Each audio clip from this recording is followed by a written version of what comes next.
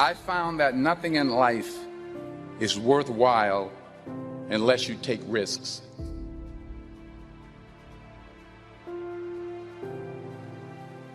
You have to take chances in life. If you don't take chances in life, you'll never have the life God has for you. Life is risk. It take courage to pursue your dream. Nelson Mandela said, "There is no passion to be found playing small and settling for a life that's less than the one you're capable of living." If you don't want to be uncomfortable, please do not pursue success, because success is a very uncomfortable feeling. God wants you to be excited about your destiny so that you can endure the process that brings you into promise, because there is a process before promise. And if you don't have at least a vision of the promise, the process will discourage you. But every time discouragement is trying to get you to give up the process, remember the vision you have of the promise and keep on walking around the wall. Keep on walking around. I'm tired, Lord, but I'm gonna walk around this wall. I'm frustrated, Lord, but I'm gonna walk around this wall. I'm lonely, Lord, but I'm gonna walk around this wall. Thought I'd be married by now, but I'm gonna walk around this wall. Credit's all jacked, Lord, but I'm gonna walk around this wall. I'm trusting you when I can't trace you. I'm gonna walk around this wall. And Lord, I am crazy enough to stand in front of a solid wall and shout as if it had already come down. Let's try that one time. Let's shout as if the walls had already come down. Life's gonna give you ultimately what you'll fight for. Stop allowing God to bless you and give you all this giftedness and opportunity and settle and tolerate less. Don't tolerate it anymore. Yeah, you got to give it your best, but it starts with making a decision that this is over. I don't tolerate this life anymore. Pretty good's not good enough for my family. Pretty good's not good enough for my grandmother. Pretty good's not good enough for my grandpa, my parents, my future children. Pretty good ain't going to get it done for this family. Some of you have money. Some of you have patience. Some of you have kindness. Some of you have love. Some of you have the gift of long suffering. Whatever it is, whatever your gift is, what are you going to do with what you have? At one point in time, you got to take a chance on you. A wise man once told me, you got to be willing to do the things today that others won't do in order to have things tomorrow others won't have. I'll tell you this, you can't make excuses and money at the same time. Stop making excuses, start doing what you gotta do to make it happen. When you're sitting at your cubicle, when you're lining up for class, getting ready to go through the school day, or whether you're getting ready to take those kids out and get them going for their day as well. One thing I want you to make sure you remember is don't quit. No matter how it goes for the day, no matter what you go through, make sure you don't quit. Because every day, when things go wrong, as they sometimes will, when the road that you're treading seems all uphill, when cares are pressing you down a bit, rest if you must, but don't you quit. Life is queer with its twists and turns, as every one of us sometimes learn. Many a failure turned about, though he might have won had he stuck it out. So don't give up, though the pace seems slow. You might succeed with just another blow. Success is failure turned inside out, the silver tints of the cloud of doubt. You never know how close you are. You might be near, but you seem so far. So stick to the fight when your heart is hit. It's when things go wrong, you must not quit. Are you really being effective, or is your life cluttered with all kinds of stuff that demands you and drains you and taxes you and stops you from being your highest and best self? And are you substituting busyness and all the chaos that goes along with busyness from being effective? 80% of the things we do are busy things that we do in an area that is not effective, that the average person only spends 20% of their time doing the thing that they are really gifted at, created at, excited to do, and the rest of it is all the dismal, dumb stuff that we all have to do in order to survive. Just crazy stuff that we're doing. Wonder what would happen if we would go from doing 80% of things that are busy but not effective, and 20% of the things that are really effective, if we would switch those numbers around and only give 20% of our time to the things that we have to do and 80% of our time to the thing that we were created to do. Make your move before you're ready. We're instructed in life to walk by faith and not by sight. See, you want to become a risk taker. You want to raise the bar on yourself. Most people won't do that. See, most people engage in low life living, low risk living. If you're not willing to risk, you cannot grow. And if you cannot grow, you cannot become your best. And if you cannot become your best, you can't be happy. And if you can't be happy, then what else is there? Don't allow fear, failure, and the allure, the attractiveness of playing it safe in life to draw you in. You can't get out of life alive. You got to die to leave here. You were meant to be creative. It takes time to be creative. We do everything except the most important thing is to value our time. If you had time, you would be creative. But in the absence of time and with busyness and clutter and the phone going beep, beep, beep, you all got music playing on your phone, all kinds of stuff. And no matter what kind of song you put on it, after a while you hate to hear it, because every time you hear that sound, you know it's somebody else wanting something else from you that's taking you away from what you are gifted and creative to do. Risk used to drive me right up the wall. I used to say, what if this happens? It's called the language of the poor. And I'll tell you what changed my whole life when I finally discovered it's all risky. The minute you were born, it got risky. If you think trying is risky, wait till they hand you the bill for not trying. If you think investing is risky, wait till you get the tab for not investing. See, it's all risky. Getting married is risky. Having children is risky. Investing your money is risky. It's all risky. I'll tell you how risky life is. You're not going to get out alive. The Englishman says, well, if that's the way it's going to work out, let's give it a go. Right, that's what it's for. Give it a go. Better to live 30 years full of adventure than 100 years safe in the corner.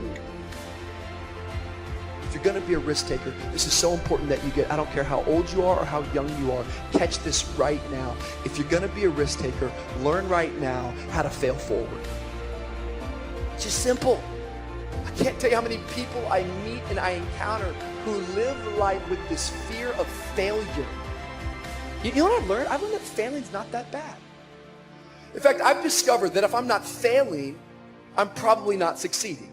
Because as I look back at my life, every bit of success, any victory I've ever seen is always laid upon mounds and mounds of failures before it. But if you don't ever put yourself out there to fail, then you're never actually going to get out there to succeed. Life, man, it's about failure at times. And we have to become okay with failing and getting back up. When I fall down, I'm not going to let it push me back. I'm going to let it push me forward. I'm just one step closer to the promise that God has for my life.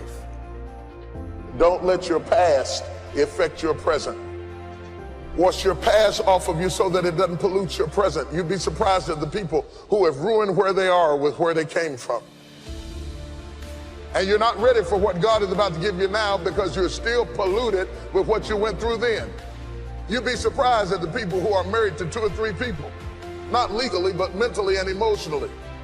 You have walked up on this new man with 2 layers of other men still clinging onto your face, and you're ruining your present because your past is still active in your life. Wash it off you. You can't go forward until you wash the past off you. I don't care how long it takes, you cannot go forward until you wash your face. You're not ready for Boaz until you wash your face. You got too much stuff on you from yesterday. You must wash your face.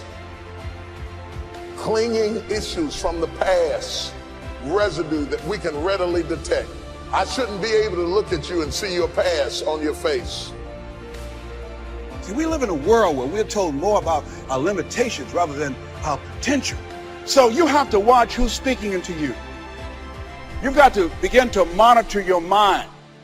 And you've got to begin to literally be proactive in programming yourself to success. Be ye not conformed to this world. Be ye transformed by the renewing of your mind. You've got to take responsibility to make that happen. And as you begin to do that, you'll begin to see some incredible changes in your life. I understand now when Earl Nightingale said, all of us are self-made, but only the successful will admit it.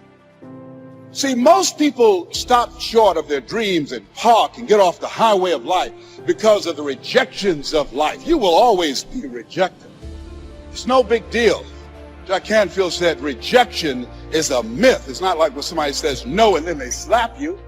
No, it's just, to me, make no your vitamin. Get excited about the no. Why? Because every time someone says no, that brings you another step to a yes. You're getting closer. Trust me, you will win if you don't quit. I'll read you the rules, okay? Maybe you'll find them interesting. Tell the truth. Do not do things that you hate, which I think is a variant of telling the truth, because you have to act out the truth as well as telling it. Act so that you can tell the truth about how you act. That's obviously related to the first two. Pursue what is meaningful, not what is expedient. If you have to choose, be the one who does things instead of the one who is seen to do things. Pay attention. Assume that the person you are listening to might know something you need to know. Listen to them hard enough so that they will share it with you. Plan and work diligently to maintain the romance in your relationships. Be careful who you share good news with.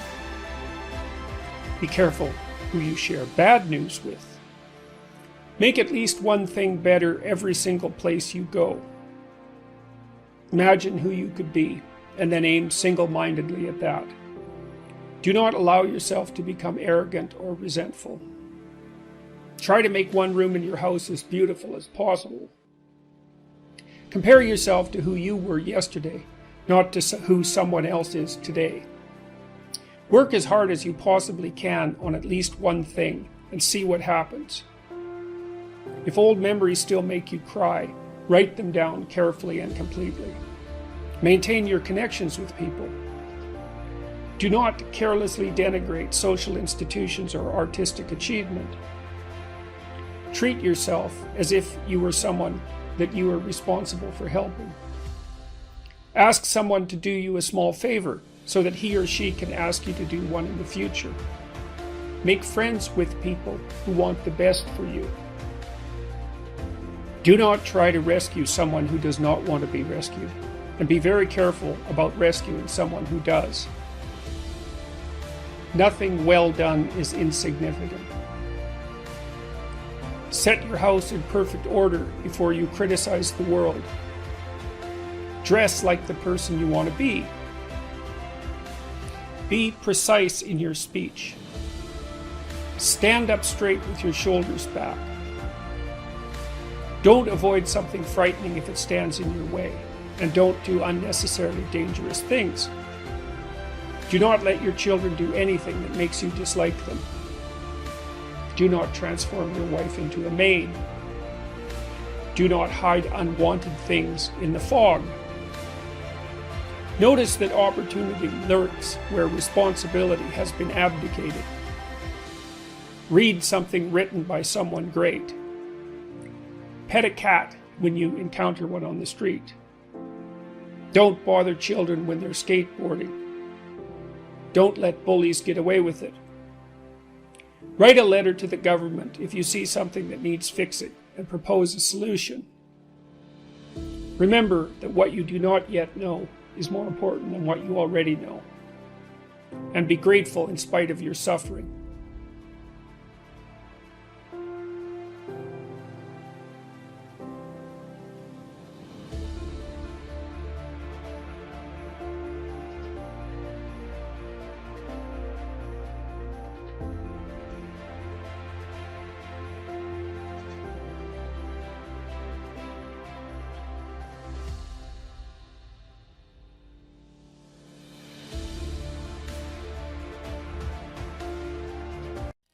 Your brain is divided into two halves, positive and negative, good and evil. It don't function on nothing else. Ain't no neutral ground in your brain. It's either positive and good or negative and evil. Each half of your brain has millions of factory workers on each side. You got 1 million factory workers on the positive side. You got 1 million factory workers on the negative side. At the forefront of each one of those factories in your brain is a foreman. You got foreman positive and you got foreman negative. You are in charge. You're the boss of the factory. I have this thing where I say self-love is the cure to self-hate. And I'll say it again. Self-love is the cure to self-hate.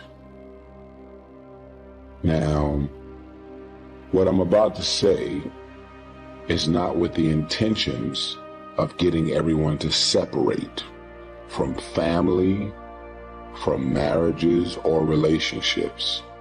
If anything, this should inspire you to stay in it if you're happy, and if you want to be happier while in your relationship, this will help hopefully to establish having more of a bottom line and setting boundaries according to the relationship that you're in.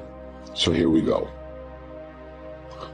Everything that I do, everywhere I go, every meeting and conversation that I have, every phone call that comes into my cell, every text message, every invite. I get text messages with invites to this club, this private mansion party, this and that, all the above. I'm just not interested. Because at 35 years old, I'm a grown-ass man.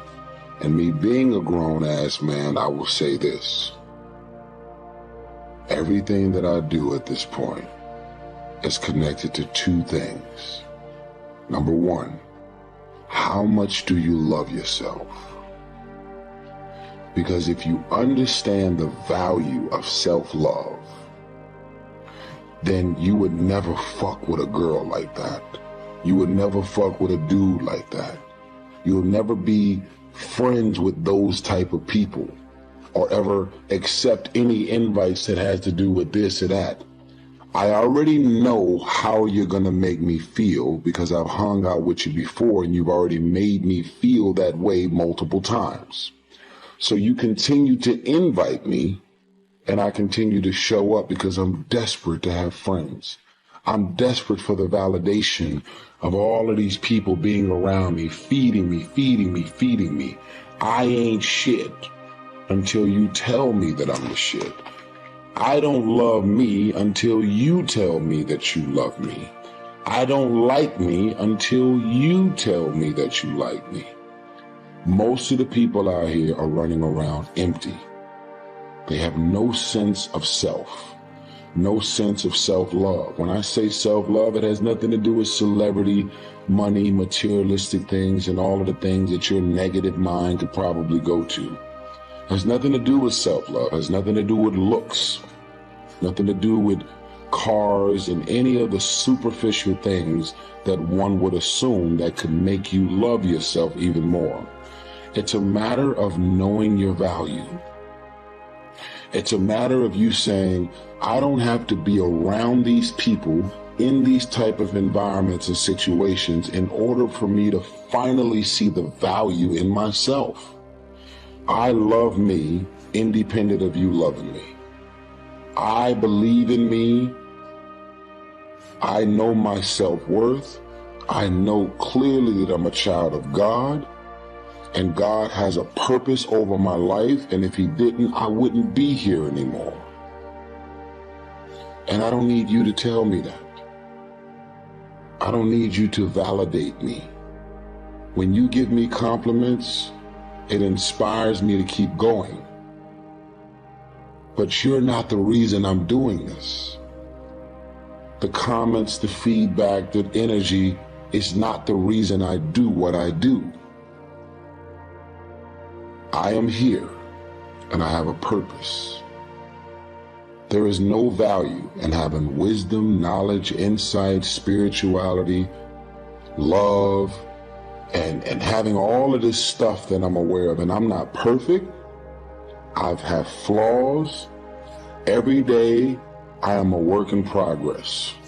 But what is the point in me being successful, traveling the world, having money, cars, and all the things that I currently possess, knowing that there's a lot of people out there that look up to me and inspired by me, not because of my looks, not because of just my talents, but now that y'all are getting to know me on such a personal level, y'all know that I'm a thinking man. I have a heart with views, perspectives, insight, information, spirituality, wisdom that God continues to drop down on me, as well as wisdom that God continues to send people. God sends me people to drop wisdom and insight on me. And I'll be like, oh, that was crazy. It changes my life every single time. So as soon as the information is passed on to me, it is not an opportunity to do a video. It is a responsibility. So let's get back to what I was saying. Self-love is the cure to self-hate. I don't like you, I don't trust you, and I know you talking shit about me from behind my back. So why would I ever fuck with you? Why would anybody who truly loves themselves hang out with or mess with those type of people? Now, here are the worst type of people in the world to me. The people who literally hate your guts and dislike you, and you don't have a clue that they feel this way about you, because they're able to cover up all of their malicious energy and intentions towards you without giving you no trace that they don't fuck with you. And then when you finally find out, you're like, oh shit, you've been saying this and doing this and you feel this way about me? I had no clue. But when people show you who they are, and you see it to the point where you're able to talk about it, can you believe what she said about me? Can you believe that? And you're able to talk about it. Then you get an invite from this same person that you was just sitting over dinner crying about the following week, and you show up. You don't love yourself for you to be hanging out with these type of people. Nobody who loves themselves would ever entertain the idea of ever fucking with these people. You don't think they talking about you? So when people show you who they are, you gotta believe it. And you have to make the adjustments according to all of these things that are revealed to you. Other than that, you become another person that's desperate to fuck with family. And your family is mean, evil, spiteful, condescending, and messed up. But you're so desperate for the validation. That's my family, you know what I'm saying? You know, I know they be mean, talking about me and my wife and my kids, and they all mean and fucked up, but you know that's family, right? That's family? That's family. Oh, so they're allowed to tear you down because it's family. Doing cuts me even deeper because we actually have the same blood in our bloodstream. I would much rather a random person in the street talk shit about me and tear me down than my own family. So guess what? I love me.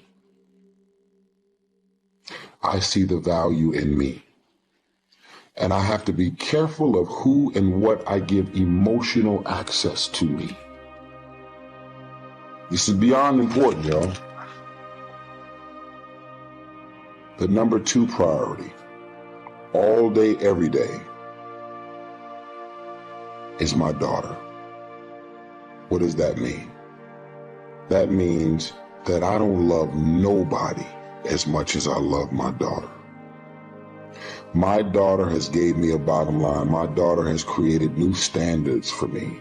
My daughter has changed my life forever. I didn't know what love was until she got here. What does that mean? It means that you will never see me in a random club. You will never see me at dinner if my dinner isn't purpose-driven. You will never see me hanging out or doing anything with anybody. I don't care who you are, how much money you're worth. I have visions, I have ideas, and I have goals. Now, I believe in connecting with people on a human level, but I am very mission and goal-oriented. That's who I am. And so I would much rather stay at home than to be hanging out at clubs and doing a bunch of random shit that's not connected to producing results. Because I don't need friends. I don't need to just be around a bunch of people doing a bunch of random shit because I'm like a boxer that needs my validation. Feed you the man, you the champ, you sexy, you this, you that. As a matter of fact, after a while it gets annoying. Because you go to a restaurant, you got people walking up to you 5, 6, 7 times while you trying to conduct business, asking for a photo or autograph or something. So shit, let me stay at home. I've never claimed to be the biggest star. Never claimed to be the most successful or having the most money. I'm just me. There's a lot of very talented, sexy, and attractive people running around here, but they don't have this mind, views, perspective, insight, and information. And so I'm passing it off to you. And I'm saying there's levels to this shit. And you can't get to the next level with all of the devils that you have in your life. You got so many negative, mean, evil, malicious, and dysfunctional people in your life and around your circles. This is the reason why you can't clear out the clutter and get to the next level.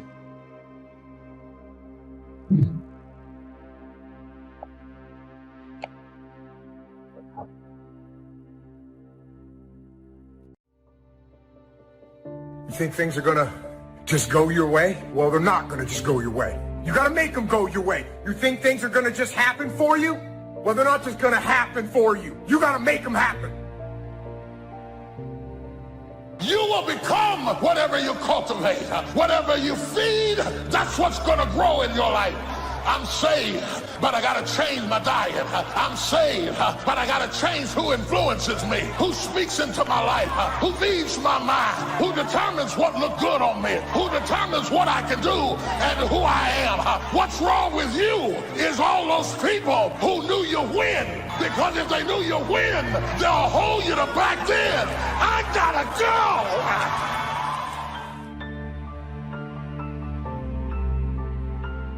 Because whatever you identify as the source of your stress determines what you consider the source of your peace. And that's why I don't like to blame people for my stress. Because if people brought me the stress, then I need people to change for me to have peace. But I'm past the point in my life of wanting for people to have to act a certain way, for me to have peace in my own heart. Wisdom, like the learning capacity of the human brain, is infinite. There will always be more to know, and there will always be plenty of room in your brain for everything you learn. Life is a paradise, really, if you're a person who genuinely wants wisdom. We all want to be successful, and I'm certainly in favor of that, but I've known some people who literally wanted all the money they could get.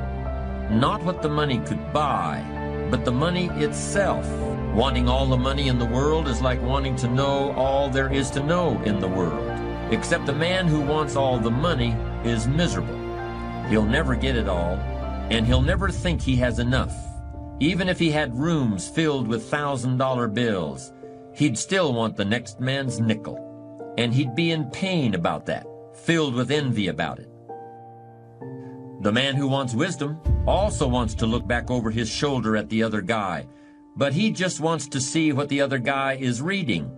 And if the other guy is reading a book he hasn't read yet, he's actually happy about it. He looks forward to reading it himself. You don't have to give up something in order for me to have it. You can give me your wisdom and now I'll have it, but you still have it too. When one person shares wisdom with another, neither person is diminished. In fact, both are made wiser. Giving and taking is such a basic experience for most of us, but the whole concept of giving and taking doesn't really apply to wisdom. There's no giving and taking, there's only sharing. Unlike the other things people hunger for, wisdom is very hard to visualize. We could imagine rooms full of money, but how can you picture a room full of wisdom?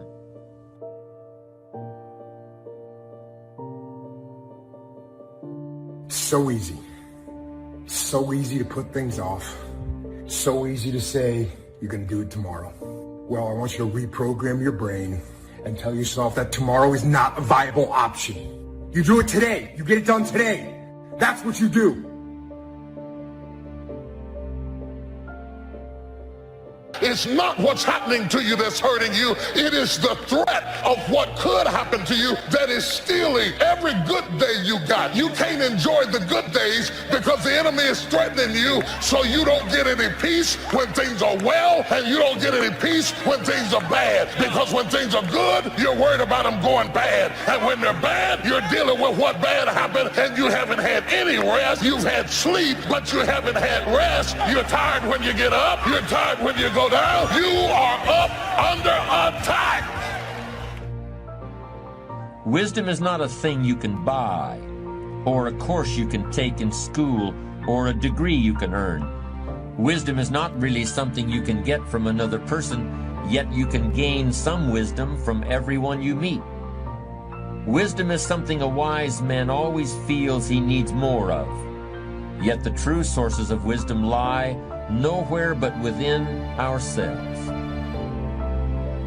There are plenty of people who are too smart for their own good, people who are filled to overflowing with facts and technical knowledge, but who are sadly lacking in human understanding and common sense. What is this thing you call common sense? What is this stuff you call human wisdom? What is this thing you call strong character? I've seen people who have everything you could possibly want, every object you could dream of, everything you can drive down the street or sail on the ocean or fly through the air. But on the inside, where the real person lives, they're broke. They haven't got anything. They haven't got a clue.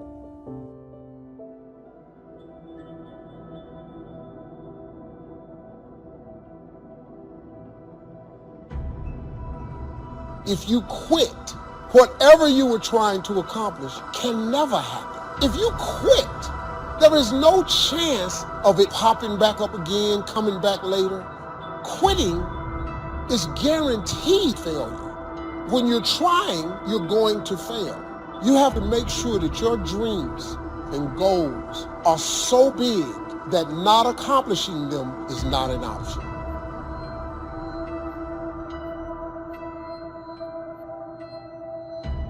Either you take on the shape of your environment or you resist it and transform by the renewing of your mind. Everything you've ever changed about your life started in your head. It started in your head. It started in your mind. It started with a decision. It all starts in your mind. Now, in trying to achieve your life's goals, would you prefer to fight against this great force? Would you want to struggle against this mighty power? Or would you rather enlist this great power in your cause and make the inevitable work for you instead of against you?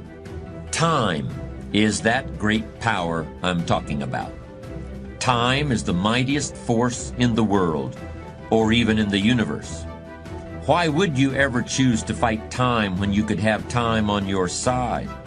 Who wouldn't want to harness the great river of time that flows through all of life? Why wouldn't you want to use the power of time to generate power in every area of your existence? To charge your every aspiration with lightning bolts of electricity? To turn the turbines of your hopes and dreams? Well, there is only one way to make time work for you, not against you. And that's with patience. So I want to challenge you to waste no more effort wrestling with other people. Your destiny, your future is not predicated on the decision of someone else.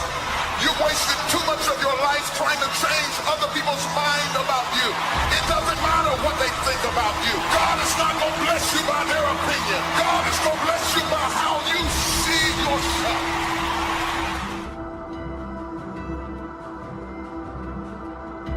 I must be inclined that it's somebody who's holding back on a decision, holding back on moving forward, and you're holding back because of fear. Fear of being rejected, being replaced, fear of people that you want to accept you won't accept you, fear of moving out. When fear controls you, your decisions become illogical. And because you are up under attack in your mind, in your emotions, you are lonely. No matter who you're around, no matter how many people know you, you end up alone because you are up under a private battle that you can't talk about. Patience. There's a type of person for whom everything is undertaken out of desire to achieve a goal. They exercise in order to get in shape. They start a business in order to make money. I'm sure that some of these people are very successful, and they are certainly highly organized. A person of truly strong character sees success as an adventure, not as a point with an estimated time of arrival. Impatient thinking can lead a person into some very big mistakes. When you are always looking somewhere else, whether it's down the road or up toward the top of the mountain or off toward the left field fence, when you're looking off in the distance like that, you often miss what's under your very own nose. That means the pleasure and fun of living which come in the here and now get overlooked for something that not only isn't here yet, but might never arrive. True patience is more than just a waiting game. Patience doesn't mean you sit around hoping for something to happen. Patience is not a passive quality. Sometimes patience can mean doing something else entirely, thinking about another venture, taking off in a different direction while you give events a chance to run their course. You got to come up with some times in your life that you unplug from this crazy world. Turn your phone off. We live in a world today that's got us so focused on everybody else that we're comparing our life to everybody else's life, and anxiety and fear come whenever you start dwelling on the past and whenever you're afraid of the future. The struggle is in your mind. Slept 8 hours and you wake up still tired. Your mind has been in turmoil all night long. You've been wrestling in your sleep. Your body went to sleep, but your mind is still tied up in a warfare. Your mind is the battleground.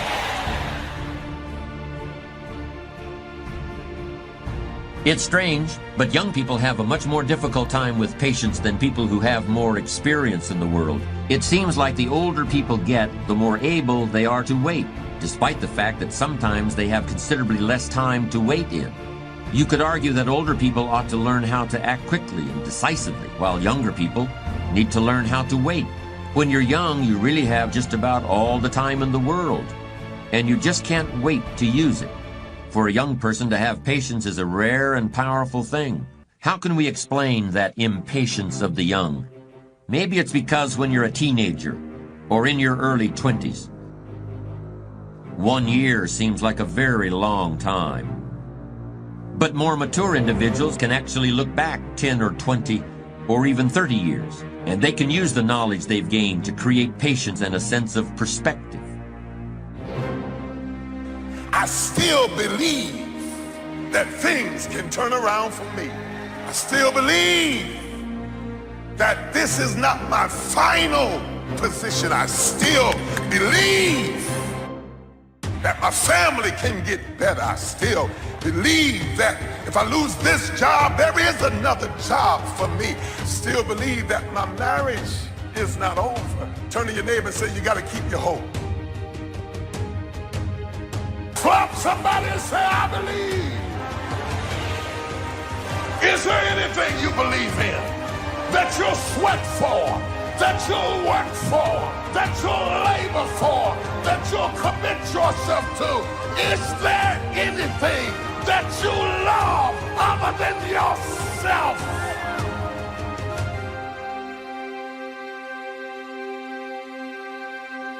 You can't help victims when you see yourself as a victim. You have to announce your recovery to yourself. You got to command yourself, get up out of this hospital bed and start to moving. clarity. Because when you get in a storm, you become real clear of what matters and what does not. When you get in a storm, you're not trying to say, oh my God, let me get my Gucci bag. No, no, no. When you're in a storm, you get clarity as to what matters. Your priorities come into view when you're in a storm.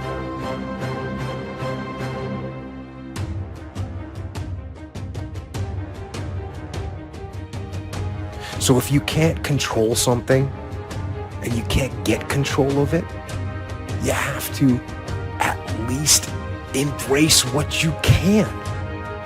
There's only so much you can do, and you cannot completely eliminate it. But you can't control it, so why are you going to worry about it? Why are you going to stress about it? If there's something that's completely beyond your control, you've got to detach from it and not let yourself get stressed about it.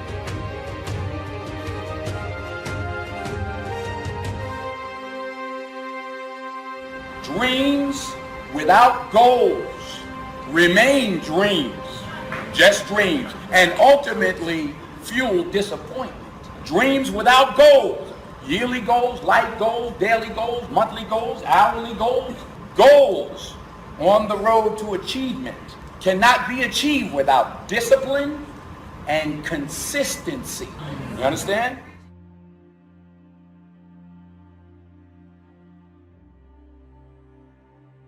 Someone's gonna get the candy in life. There's always candy in life.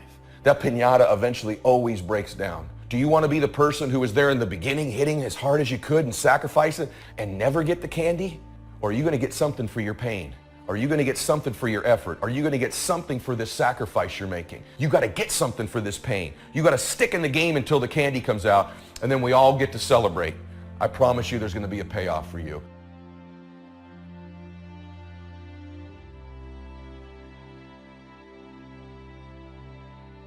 The big challenge is to make something out of each opportunity.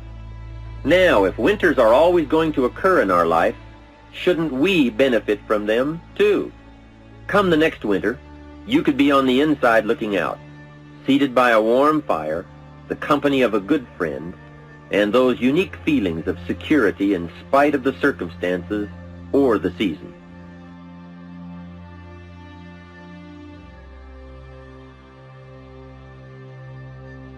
You have to be honest with yourself and truthful with yourself.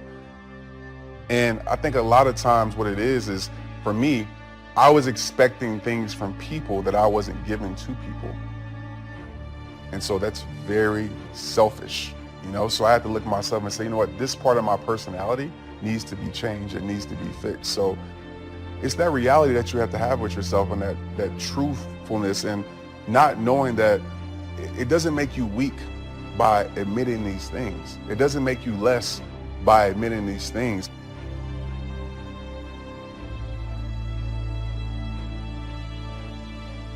Begin to know now that the night will pass, and as you learn to grow and progress, you will better understand how to handle every night and better live every day. Don't be afraid to face the facts of life. It is not negative to understand that the winters always come. Don't clip the word impossible out of the dictionary. Don't say, I don't want to hear the problem. I don't want to see the difficulty. Don't show me the weeds. Don't say anything negative. Only see the positive. That's foolish. There is a thin line between positive thinking and kidding yourself. And remember, there's also a thin line between faith and folly. The rest of us must look around us for wisdom and look for it in everything we read and in everything we do and in everyone we meet. And most of all, we must look for it in ourselves, perhaps more than any other element of strong character. Wisdom is a quality that we must earn and learn on our own. Yes, wisdom is a unique component of character. If you don't have it, nobody can tell you what it is. And if you do have it, probably you'll be wise enough never to say, I'm a wise person. Part of wisdom is knowing what you lack and looking for it and asking for it. Another part of wisdom is knowing, at the same time as you ask, that there are no final answers. There are always more questions. There are always more things and people you don't now know and haven't yet heard of or seen. So you may have that retirement package. You may have the medical benefits, the pension, the Sunbelt home, and a steady income you can live on. What good is it if you're isolated? And I don't mean just physically alone. I mean isolated from a real sense of connection with what's come before and with what lies ahead. It's here that wisdom provides very real, very practical benefits. It's wisdom that provides a sense of life's value and assurance that all the effort has been worthwhile. There's no question that we must take care of our material needs, but a fulfilled life requires meaning as well as substance. Wisdom is the fruit of experience. Experience is something everyone gets if they live long enough, but not everyone knows what to do with it. Wisdom comes from seeing the world and the people in it, and from noticing patterns and connections, and from using what other people let you see of themselves in order to understand your own self.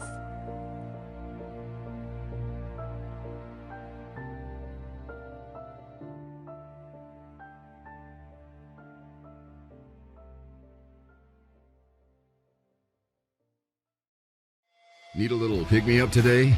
Welcome to the new Fresh Motivation app, where you'll find daily motivation, daily quotes. Listen to your favorite speeches in the background or with a black screen, so nothing interrupts your motivational moment, where you can create your personal profile, create playlists of your favorite speeches and quotes, add personal notes, and start setting goals. Fresh Motivation, the home of motivation. Get it now for free on Google Play.